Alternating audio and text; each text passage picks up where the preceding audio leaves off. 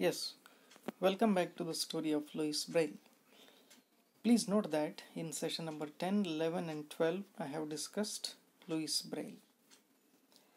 In the previous class we learned that Louis Braille, when he was at the age of 3, while playing with a pointed tool in his father's workshop, accidentally he struck his right eye.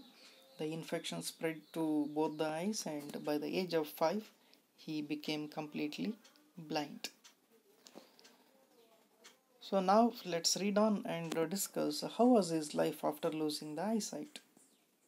Naturally, life became very difficult for the boy who had seen the world with his eyesight for 3 years, and now he has no that gift.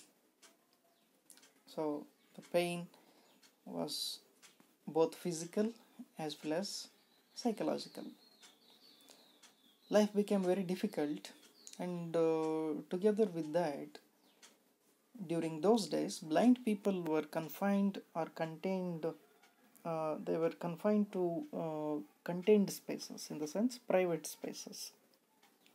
They were also limited to domestic and only indoor responsibilities, thinking that they cannot manage the outer world. They were limited to the inner and domestic world and responsibilities. But thankfully, Braille's case was not that. For Braille, it was different. No, because his parents were so supportive to him, because the boy was very inquisitive. He was keen to learn about life and the external world. Therefore, his father prepared a stick with which Braille would wade through the path that would make easy for him to walk on. His father also spent time with this boy in making him familiarize himself with the country paths and roads. With this exercise, he even understood the distances from his house to the village or the vineyard and so on. Even he got to know what is the distance between different places. So this is how the boy, inquisitive boy, took interest in learning to walk the paths and country roads. In the picture you can see how his father was supportive in helping him learning the roads and paths in the countryside. By looking at Braille's inquisitiveness, local teachers were impressed. So, impressed by child Braille's managing of his blindness, the local teachers and priests encouraged him to continue his education.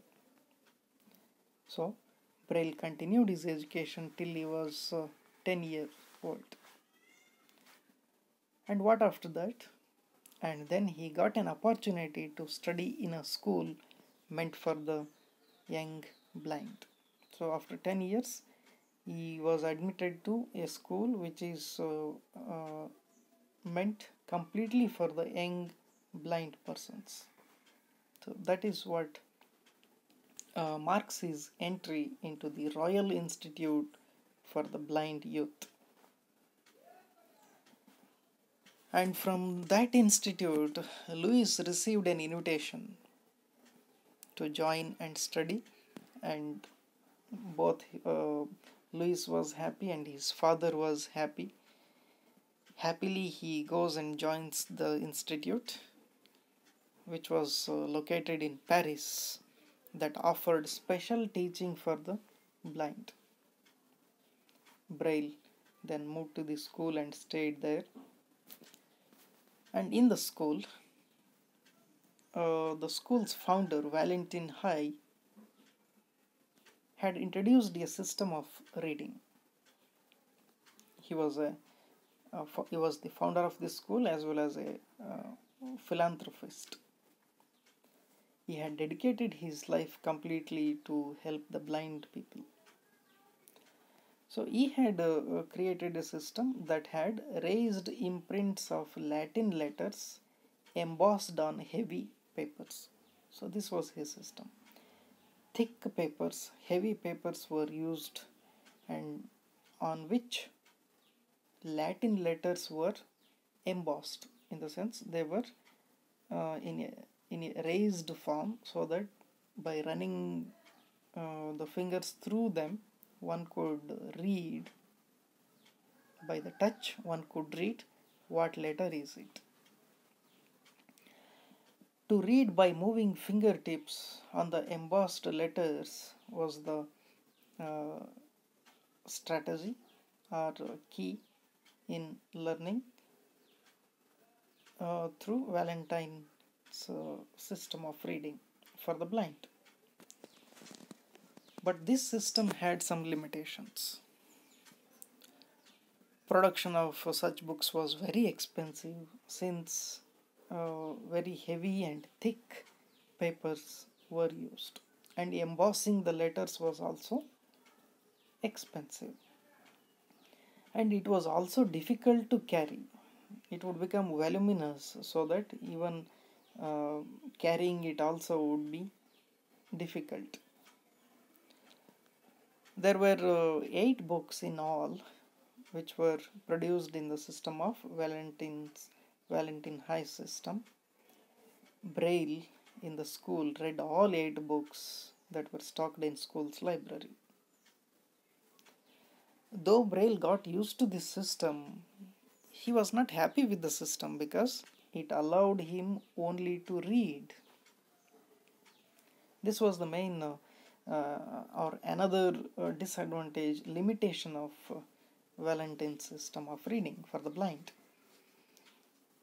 One could only read, one could not write through this system.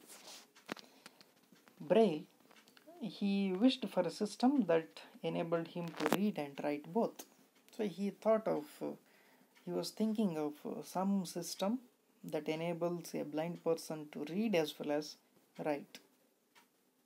So this is how he spends his school days learning Valentin Haiiy's system, learning to read, and also dreaming and working for a better system that allows a blind person to read as well as write. So this is what we discussed in this session, friends. Life after losing the eyesight became difficult for the boy, Louis Braille. His father helped him in familiarizing with the country roads, which Braille did with happily and with ease.